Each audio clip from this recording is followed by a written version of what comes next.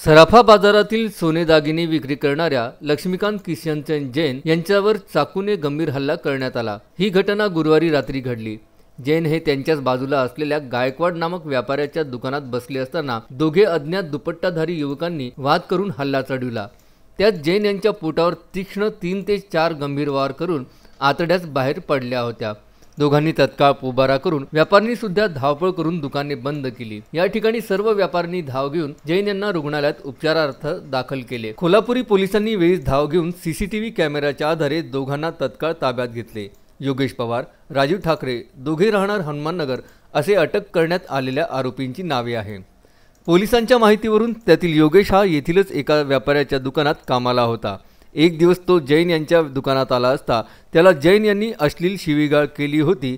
याचाच बदला घेण्यासाठी हा हल्ला केल्याची माहिती समोर आली आहे।